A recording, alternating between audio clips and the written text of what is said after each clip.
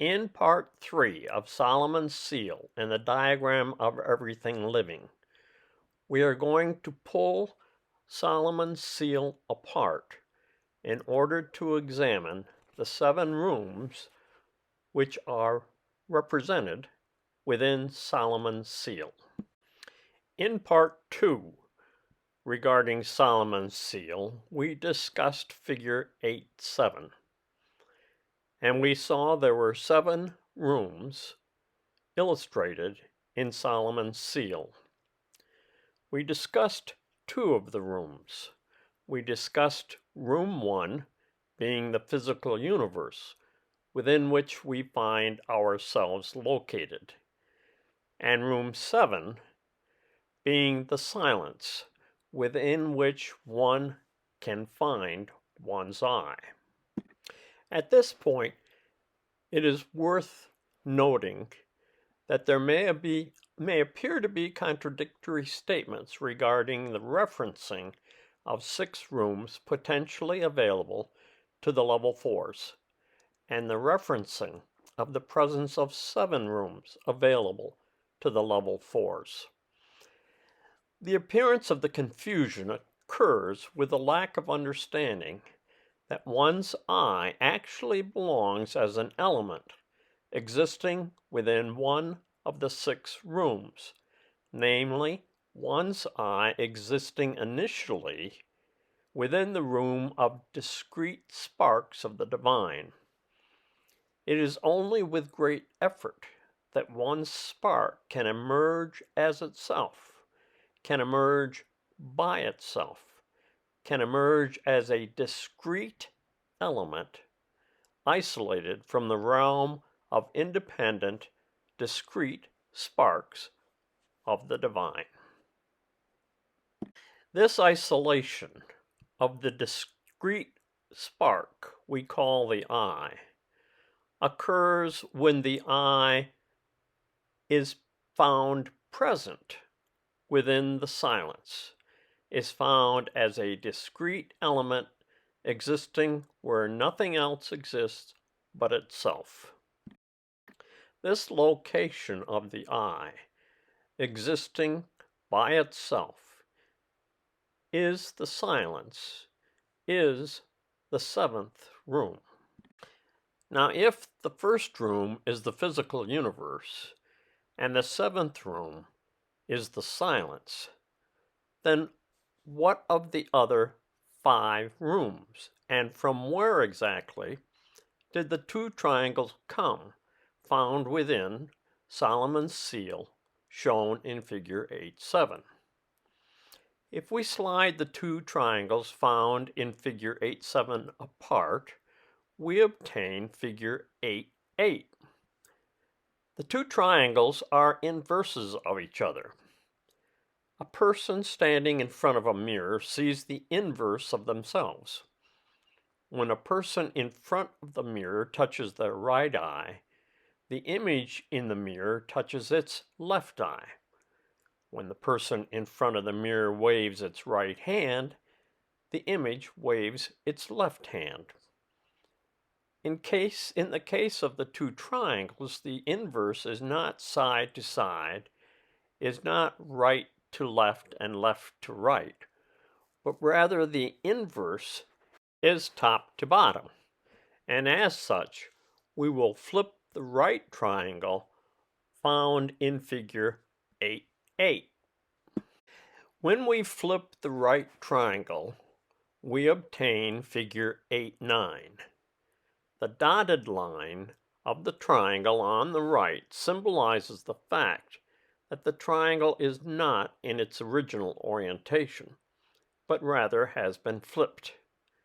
As we shall see, the flip is an important action to remember, for we will later need to reverse the flip. Having split the triangles, the regions, or realms, disappear, but the vertices representing the regions, the realms, remain. We are going to be discussing the 2 worlds that we talk about frequently in the Gurdjieff Society. In order to better understand what we are talking about when we speak of two worlds, let's use a diagram, a circle. The inside of the circle is the physical. The outside of the circle is the ethereal. And when de Salzmann and Gurdjieff speak of standing between the two worlds, we are talking about the circle itself, the black circle, the silence.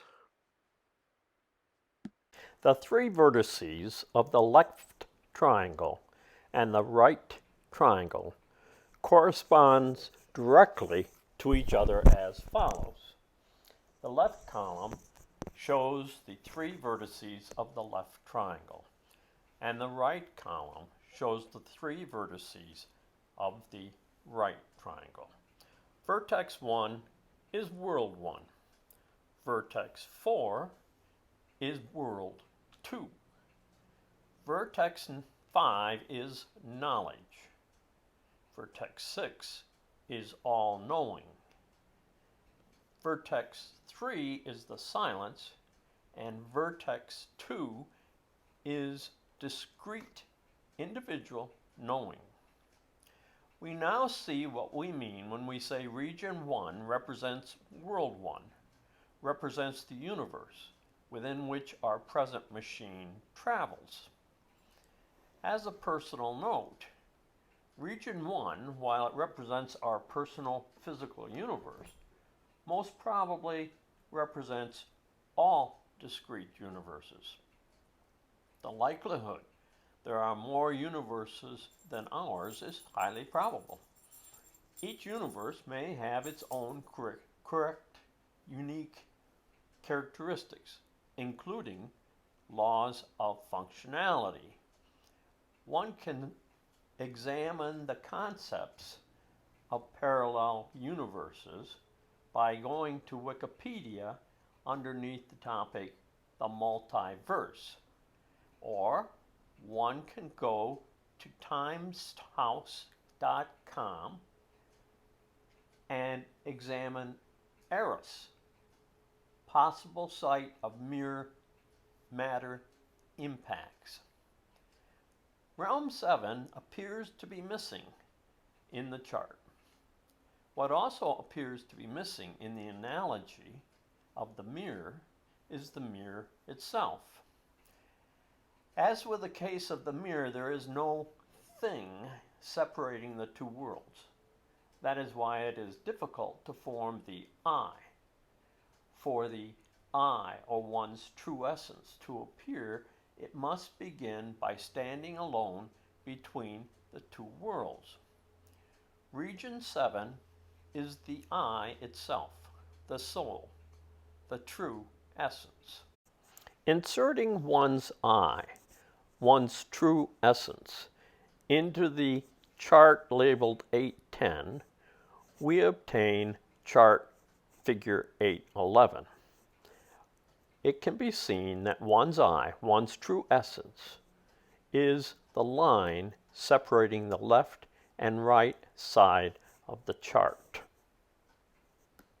The three elements composing the right triangle, composing the ethereal, are region 4, world 2, the ethereal or the outside of the circle, region 6, the whole of knowing, the eternally unchanging, and region 2, discrete knowing, discrete understanding, sparks of the divine.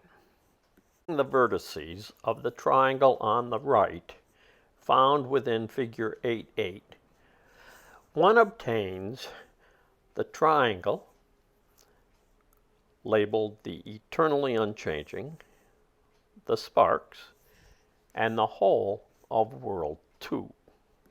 Now proceeding to the left triangle. The three elements composing the left triangle, composing world 1, composing the physical universe, are region 1, world 1, the physical, the inside of the circle. Region 5, knowledge, events experienced. And region 3, the silence, the void, the quiet. Now labeling the vertices of the triangle on the left, one obtains figure 813. One vertice represents knowledge, one vertex represents universes including our universe, and one vertex represents the silence. Superimposing the two triangles with their labels at their vertices, one upon the other, and adding one's eye to the diagram, we obtain figure 815.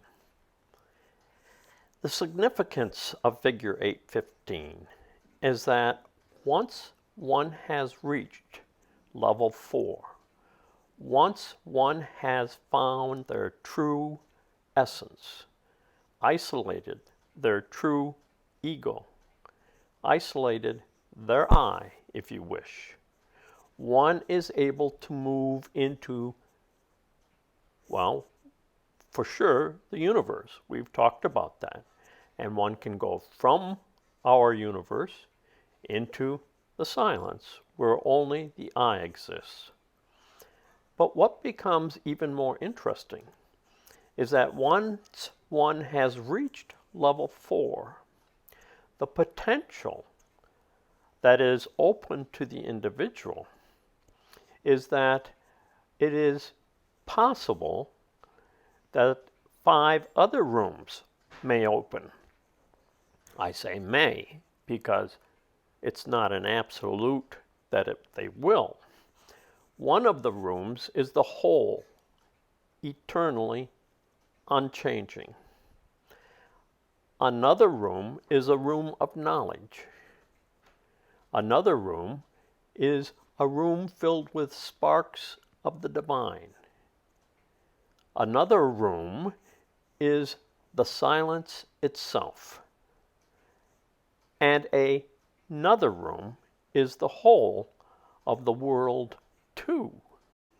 The significance here is that Solomon's seal hides the other realms available to individuals that attain the mastery of one's true self.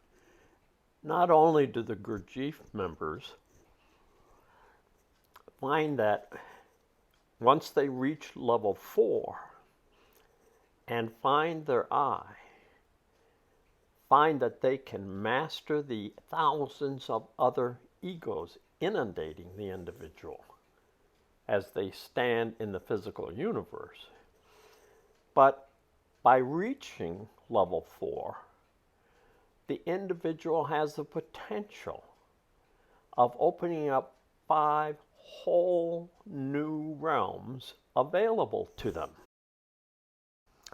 Now it becomes clearly apparent that there is more than one reason to reach level 4, more than one reason to expend all the energy and dedication necessary to reach level 4. But what is the black square surrounding Solomon's seal? The black square represents nothingness, represents the silence surrounding Solomon's seal. Is there some significance to the introduction of Solomon's seal into the discussion involving realms accessible to those reaching level 4? Symbols are one means of storing knowledge, and disassembled symbols are means of hiding knowledge. But why hide knowledge? One reason to hide knowledge is to record knowledge in such a fashion as to prevent it from being revealed until the time is right. In order to gain greater insight into the location, in order to gain the actual understanding regarding the appearance of this dismantled symbol of Solomon's seal found within the diagram of everything living.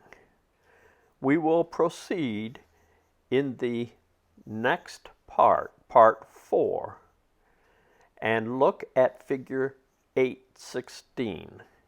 The symbol of Solomon's seal we have constructed, and we will disconstruct it piece by piece.